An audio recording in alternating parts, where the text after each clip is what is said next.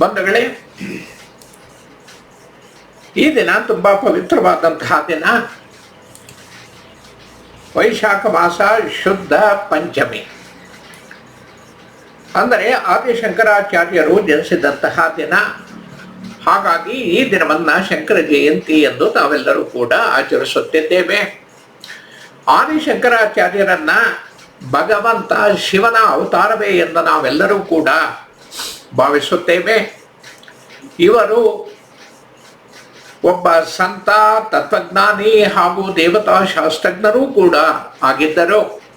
ಇವರು ಅದ್ವೈತ ವೇದಾಂತದ ಸಮರ್ಥಕರಾಗಿದ್ದರು ಹಾಗೂ ಹಿಂದೂ ಧರ್ಮದ ಹಲವಾರು ನಂಬಿಕೆಗಳನ್ನು ಆದಿಶಂಕರಾಚಾರ್ಯರೇ ಆಚರಣೆಗೆ ತಂದರು ಎಂದು ಕೂಡ ನಾವು ಭಾವಿಸುತ್ತೇವೆ.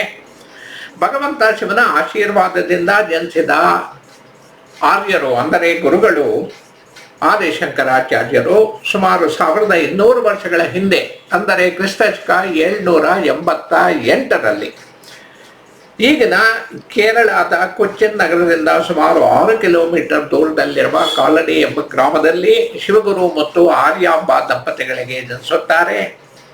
ಆದಿಶಂಕರಾಚಾರ್ಯರು ಅದ್ವೈತ ವೇದಾಂತ ತತ್ವವನ್ನ ಪುನರುತ್ಥಾನಗೊಳಿಸಿದ ಭಾರತದ ಅತ್ಯಂತ ಪ್ರಭಾವಶಾಲಿ ತತ್ವಜ್ಞಾನಿ ಮತ್ತು ಸಂತ. ಕೇರಳದ ಕಾಲಡಿಯಲ್ಲಿ ಜನಿಸಿದ ಆದಿಶಂಕರಾಚಾರ್ಯರು ಜನಿಸುವ ಮುನ್ನ ಇವರ ತಂದೆ ತಾಯಿಯರಿಗೆ ಹಲವಾರು ವರ್ಷಗಳವರೆಗೆ ಮಕ್ಕಳ ಭಾಗ್ಯವೇ ಇರುವುದಿಲ್ಲ. ಇವರು ಸಂತಾನ ಭಾಗ್ಯಕ್ಕಾಗಿ ಭಗವಂತ ಶಿವನಲ್ಲಿ ಅತೀವ ಭಕ್ತಿ ಮತ್ತು ಶ್ರದ್ಧೆಯಿಂದ ಬೇಡಿಕೊಳ್ಳುತ್ತಾರೆ. ಹಲವಾರು ವರ್ಷಗಳವರೆಗೆ ಈ ದಂಪತಿಗಳು ತಮ್ಮ ಪೂಜೆಯನ್ನ ನಿರಂತರವಾಗಿ ಮುಂದುವರೆಸಿದ ಬಳಿಕ ಒಂದು ದಿನ ಭಗವಂತ ಶಿವ ಇವರ ಕನಸಿನಲ್ಲಿ ಬಂದು ವರವೊಂದನ್ನ ಕೇಳುತ್ತಾನೆ. ಇದಕ್ಕುತ್ತರವಾಗಿ ಈ ದಂಪತಿಗಳು ತಮಗೊಂದು ದೀರ್ಘಾಯುಸ್ಸು ಹಾಗೂ ಲೋಕ ಪ್ರಸಿದ್ಧನಾಗುವ ಸಂತಾನವೊಂದನ್ನ ಕರುಣಿಸುವಂತೆ ಬೇಡಿಕೊಳ್ಳುತ್ತಾರೆ. ಆದರೆ 2 ಗುಣಗಳಿರುವ ಸಂತಾನವನ್ನು ನೀಡಲು ಸಾಧ್ಯವಿಲ್ಲ, 2ರಲ್ಲೊಂದನ್ನು ಮಾತ್ರ ಬೇಡಿಕೊಳ್ಳಿ ಎಂದು ಶಿವ ತಿಳಿಸಿದಾಗ ಈ ದಂಪತಿಗಳು 2ನೇಯದನ್ನೇ, ಅಂದರೆ ಲೋಕವಿಖ್ಯಾತಿ ಪಡೆಯುವ ಮತ್ತು ಲೋಕಕ್ಕೆ ಜ್ಞಾನ ಮತ್ತು ತಿಳುವಳಿಕೆಯನ್ನ ನೀಡುವಂತಹ ಸಂತಾನವನ್ನೇ ನೀಡುವಂತೆ ಇವರು ಬೇಡಿಕೊಳ್ಳುತ್ತಾರೆ. ತಮ್ಮ ಮಗು ಕೇವಲ ದೀರ್ಘಾಯುಸ್ಸು ಪಡೆಯುವುದಕ್ಕಿಂತ ಲೋಕಕ್ಕೆ ಪ್ರಯೋಜನಕಾರಿಯಾಗಿರುವುದು ಅತ್ಯಂತ ಮುಖ್ಯ ಎಂದು ಅದಕ್ಕೆ ಇವರು ಆದ್ಯತೆಯನ್ನು ನೀಡುತ್ತಾರೆ. ಈ ಬೇಡಿಕೆಯನ್ನು ಮನ್ನಿಸಿದ ಶಿವನ ಅನುಗ್ರಹದ ಪರಿಣಾಮವಾಗಿ ಈ ದಂಪತಿಗಳಿಗೆ ಗಂಡು ಮಗುವೊಂದು ಜನಿಸಿತು. ಈ ಮಗುವಿಗೆ ಶಂಕರ ಎಂದು ನಾಮಕರಣ ಮಾಡುತ್ತಾರೆ. ಈ ಮಗುವೆ ಮುಂದೆ ಶಂಕರಾಚಾರ್ಯರ ಹೆಸರಿನಲ್ಲಿ ವಿಶ್ವವಿಖ್ಯಾತಿಯನ್ನ ಪಡೆಯುತ್ತಾರೆ. ಆದರೆ ಬಾಲಕ ಶಂಕರರಿಗೆ ಕೇವಲ 3 ವರ್ಷವಿದ್ದಾಗ ಇವರ ತಂದೆ ವಿಧಿವಶರಾಗುತ್ತಾರೆ. ಅಪ್ರತಿಮ ಪ್ರತಿಭೆಯುಳ್ಳ ಬಾಲಕ ಶಂಕರಾಚಾರ್ಯ ಇದುವರೆಗೆ ಈ ಜಗತ್ತು ಕಂಡಿರುವ ಇತರ ದೈವಿಕ ವ್ಯಕ್ತಿಗಳಂತೆಯೇ ಶಂಕರಾಚಾರ್ಯರು ಕೂಡ ಲೋಕ ಕಲ್ಯಾಣಕ್ಕಾಗಿ ಸನ್ಯಾಸತ್ವವನ್ನ ಸ್ವೀಕರಿಸಲು ಒಲವು ತೋರುತ್ತಾರೆ. ಮುಂದಿನ ಜೀವನವನ್ನ ಸನ್ಯಾಸಿಯಾಗಿ ಕಳೆಯಲು ಅವರು ಬಾಲಕನಾಗಿದ್ದಾಗಲೇ ದೃಢ ಸಂಕಲ್ಪವನ್ನು ಕೂಡ ಹೊಂದಿದ್ದರು. ಬಾಲಕನಾಗಿದ್ದಾಗಲೇ ಇವರು ಅಪ್ರತಿಮ ಪ್ರತಿಭೆಯನ್ನ ತೋರಿಸುತ್ತಾರೆ. ಕೇವಲ 3 ವರ್ಷದವರಾಗಿದ್ದಾಗಲೇ ಇವರು ಭಾಷೆಯನ್ನ ಸುಲಲಿತವಾಗಿ ಮಾತನಾಡಬಲ್ಲವರಾಗಿದ್ದರು. 7ನೇ ವಯಸ್ಸಿನಲ್ಲಿಯೇ ಇವರು ಎಲ್ಲ ವೇದಗಳನ್ನು ಕಲಿತು ವೇದ ಪಾರಂಗತರಾಗಿದ್ದರು. 12ನೇ ವಯಸ್ಸಿನಲ್ಲಿ ಇವರು ಎಲ್ಲಾ ಶಾಸ್ತ್ರಗಳನ್ನು ಕೂಡ ಕಂಠಪಾಠ ಮಾಡಿದ್ದರು. ಅಷ್ಟೇ ಅಲ್ಲ, 16ನೇ ವಯಸ್ಸು ತಲುಪುವಷ್ಟರಲ್ಲಿ ಸುಮಾರು 100ಕ್ಕೂ ಹೆಚ್ಚು ಗ್ರಂಥಗಳನ್ನ ಇವರು ಬರೆದಿದ್ದರು. ಜಗತ್ತಿಗಾಗಿ ಸಕಲವನ್ನೂ ತ್ಯಾಗ ಮಾಡಿದ ಶಂಕರಾಚಾರ್ಯರು ಒಮ್ಮೆ ತಮ್ಮ ತಾಯಿಯೊಂದಿಗೆ ಬೇರೆ ಊರಿಗೆ ಹೋಗಿರುತ್ತಾರೆ. ಅಲ್ಲಿನ ನದಿಯ ತೀರವನ್ನ ತಲುಪಿದಾಗ ಶಂಕರಾಚಾರ್ಯರು ಆ ನದಿಯನ್ನ ದಾಟುತ್ತಿದ್ದಾಗ ಒಂದು ಮೊಸಳೆ ಅವರ ತಲೆ ಸಾಗುತ್ತಿದ್ದದ್ದನ್ನ ಗಮನಿಸಿ ಆಗ ಶಂಕರರು ತಮ್ಮ ತಾಯಿಯಲ್ಲಿ ತನ್ನನ್ನ ಸನ್ಯಾಸಿಯಾಗಲು ಅನುಮತಿ ನೀಡುವಂತೆಯೂ, ತಪ್ಪಿದರೆ ಆ ಮೊಸಳೆ ತನ್ನನ್ನ ತಿಂದು ಬಿಡುತ್ತದೆ ಎಂದು ತಿಳಿಸುತ್ತಾರೆ. ತನ್ನ ಮಗ ಸನ್ಯಾಸಿಯಾಗುತ್ತಾನೆ ಎಂಬುದನ್ನು ಎಂದೂ ಒಪ್ಪದ ಆ ತಾಯಿಗೆ ಆ ಸಮಯದಲ್ಲಿ ತಮ್ಮ ಮಗನ ಮನವಿಯನ್ನು ಒಪ್ಪದೆ ಬೇರೆ ಮಾರ್ಗವೇ ಇರುವುದಿಲ್ಲ. ಒಲ್ಲದ ಮನಸ್ಸಿನಿಂದಲೇ ಒಪ್ಪಿಗೆ ನೀಡುತ್ತಾರೆ. ಈ ಸ್ಥಳದಿಂದಲೇ ಶಂಕರಾಚಾರ್ಯರು ಸನ್ಯಾಸಿಯಾಗಲು ಅಗತ್ಯವಿರುವ ಎಲ್ಲ ಶಿಕ್ಷಣವನ್ನು ಕೂಡ ಪಡೆಯಲು ಹೊರಟರು ಎಂದು ಭಾವಿಸಲಾಗಿದೆ. ಈ ಸಂದರ್ಭದಲ್ಲಿ ಅವರ ವಯಸ್ಸು ಕೇವಲ 8 ವರ್ಷಗಳಾಗಿತ್ತಷ್ಟೇ. ಶಂಕರಾಚಾರ್ಯರು ತಮ್ಮ ಗುರುವಾಗಿ ಗೋವಿಂದ ಭಗವತ್ಪಾದರನ್ನು ಆರಿಸಿಕೊಳ್ಳುತ್ತಾರೆ. ಅಲ್ಲದೆ ಹಿಂದೂ ಧರ್ಮದ ಮೀಮಾಂಸೆ ವಿದ್ವಾಂಸರಾದಂತಹ ಕುಮಾರಿಕಾ ಹಾಗೂ ಪ್ರಭಾಕರರನ್ನು ಕೂಡ ಇವರು ಭೇಟಿಯಾಗುತ್ತಾರೆ. ಅಲ್ಲದೆ ಶಾಸ್ತ್ರಾರ್ಥ ಸಂದರ್ಭದಲ್ಲಿ ಬೌದ್ಧರನ್ನು ಕೂಡ ಇವರು ಭೇಟಿಯಾಗುತ್ತಾರೆ. ಶಾಸ್ತ್ರಾರ್ಥ ಎಂದರೆ ಬೌದ್ಧ ವಿದ್ವಾಂಸರು ಹಾಗೂ ಜನಸಾಮಾನ್ಯರ ನಡುವೆ ನಡೆಯುವಂತಹ ಸಭೆ.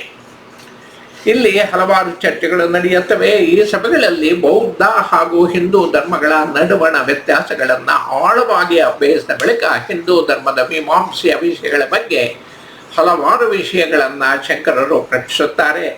ಹಿಂದೂ ಧರ್ಮದಲ್ಲಿ ಆತ್ಮಕ್ಕೆ ಸಾವಿಲ್ಲ ಎಂದು ಇವರು ಪ್ರತಿಪಾದಿಸಿದರು.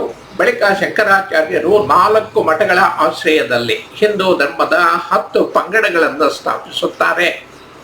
ಈ 4 ಮಠಗಳೆಂದರೆ ಭಾರತದಲ್ಲಿ ಪ್ರಸಿದ್ಧವಾಗಿರುವ ದ್ವಾರಕಾ, ಪುರಿ, ಬದರಿನಾಥ್ ಹಾಗೂ ಶೃಂಗೇರಿ. ಶಂಕರಾಚಾರ್ಯರು ಒಂದೇ ಕಾಲದಲ್ಲಿ 5 ದೇವರನ್ನ ಅಂದರೆ ಗಣೇಶ, ಶಿವ, ವಿಷ್ಣು, ಸೂರ್ಯ ಹಾಗೂ ದೇವಿಯರನ್ನ ಪ್ರಾರ್ಥಿಸುವ ಇನ್ನೊಂದು ವ್ಯವಸ್ಥೆಯನ್ನು ಕೂಡ ಪ್ರಾರಂಭಿಸುತ್ತಾರೆ. ಅಲ್ಲದೆ ವೇದಗಳು, ಪುರಾಣ ಹಾಗೂ ಭಗವದ್ಗೀತೆಯನ್ನು ಕುರಿತು ಇವರು ಹಲವಾರು ಟಿಪ್ಪಣಿಗಳನ್ನು ಬರೆದಿದ್ದಾರೆ. ಅಲ್ಲದೆ ಬ್ರಹ್ಮಸೂತ್ರ, ಬ್ರಹ್ಮ ಭಾಷ್ಯ, ಉಪದೇಶ ಸಹಸ್ರಿ ಮೊದಲಾದ ಗ್ರಂಥಗಳನ್ನು ರಚಿಸುವ ಜೊತೆಗೆ ಕೃಷ್ಣ ಹಾಗೂ ಶಿವನ ಕುರಿತ ಹಲವಾರು ಕವನಗಳನ್ನು ರಚಿಸಿದ್ದಾರೆ. ಈ ಕವನಗಳನ್ನು ಸ್ತೋತ್ರಗಳು ಎಂದು ಕರೆಯಲಾಗುತ್ತೆ. ಶಂಕರಾಚಾರ್ಯರು ಆತ್ಮ ಹಾಗೂ ಸರ್ವೋಚ್ಚ ಆತ್ಮಗಳ ತತ್ವಶಾಸ್ತ್ರದಲ್ಲಿ ನಂಬಿಕೆಯನ್ನು ಹೊಂದಿದ್ದರು. ಇವರ ನಂಬಿಕೆಯ ಪ್ರಕಾರ ಆತ್ಮಕ್ಕೆ ಸಾವಿಲ್ಲದಾಗಿದ್ದು ದೇಹ ನಷ್ಟ ಹೊಂದಿದ ಬಳಿಕ ಇನ್ನೊಂದು ದೇಹವನ್ನು ಸೇರಿಕೊಳ್ಳುತ್ತದೆ. ಸರ್ವೋಚ್ಚ ಆತ್ಮ ಶಾಶ್ವತ ಹಾಗೂ ಸರ್ವವ್ಯಾಪಿಯಾಗಿದ್ದು ಇದು ಎಂದಿಗೂ ಕೂಡ ರೂಪಾಂತರ ಹೊಂದುವುದಿಲ್ಲ. ಶಂಕರಾಚಾರ್ಯರು ಕೇವಲ 32 ವಯಸ್ಸಿನವರಾಗಿದ್ದಾಗ ದೇಹತ್ಯಾಗ ಮಾಡುತ್ತಾರೆ. ಶಂಕರಾಚಾರ್ಯರ ಜನ್ಮದಿನವನ್ನು ವಿಶೇಷವಾಗಿ ನಾಡಿನ ಆದ್ಯಂತ ಮತ್ತು ಈ 4 ಮಠಗಳಲ್ಲಿ ವಿಶೇಷವಾಗಿ ಅತಿ ವಿಜೃಂಭಣೆಯಿಂದ ಆಚರಿಸಲಾಗುತ್ತದೆ. ಹಿಂದೂ ಧರ್ಮದ ಮೇಲೆ ಶಂಕರಾಚಾರ್ಯರ ಪ್ರಭಾವ ಅತಿ ಮಹತ್ವದ್ದಾಗಿದೆ. ಇದು ಅದ್ವೈತ ವೇದಾಂತ ತತ್ವಶಾಸ್ತ್ರವೇ ಆಗಿರಬಹುದು ಅಥವಾ ಇವರ ಕೃತಿಗಳೇ ಆಗಿರಬಹುದು. ಶಂಕರಾಚಾರ್ಯರನ್ನ ಜನತೆ ಅಪಾರವಾಗಿ ನಂಬುತ್ತಿದ್ದರು. ಸನ್ಯಾಸಿಯಾಗಿ ಶಂಕರಾಚಾರ್ಯರು ಅತ್ಯಂತ ಸಾರ್ಥಕ ಜೀವನವನ್ನು ನಡೆಸಿದ್ದಾರೆ ಹಾಗೂ ತಮ್ಮ ಅಲ್ಪಾಯುಷಿನಲ್ಲಿಯೇ ಜನತೆಗೆ ಅಪಾರವಾದಂತಹ ಮಾಹಿತಿಯನ್ನು, ಜ್ಞಾನವನ್ನು, ರಕ್ಷಣೆಯನ್ನು ಒದಗಿಸಿದರು. ಹಿಂದೂ ಧರ್ಮದ ಮೇಲೆ ಶಂಕರಾಚಾರ್ಯರ ಕೃತಿಗಳು ಮತ್ತು ಅವರ ಜೀವನ ಅಪಾರವಾದಂತಹ ಪ್ರಭಾವವನ್ನು ಬೀರಿದೆ.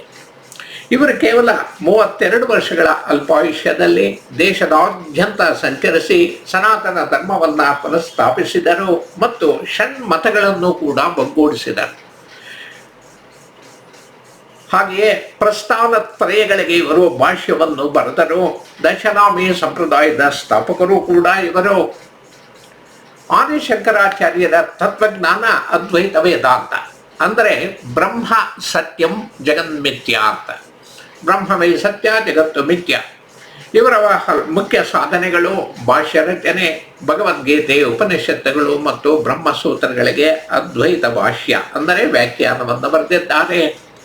ಷಣ್ಮತ ಸ್ಥಾಪನೆ, ಶೈವ, ವೈಷ್ಣವ, ಶಾಕ್ತ, ಗಾಣಪತ್ಯ, ಸೌರ ಮತ್ತು ಸ್ಕಂದ ಮತಗಳನ್ನು ಒಗ್ಗೂಡಿಸಿ ಸನಾತನ ಧರ್ಮವನ್ನು ಬಲಪಡಿಸಿದರು.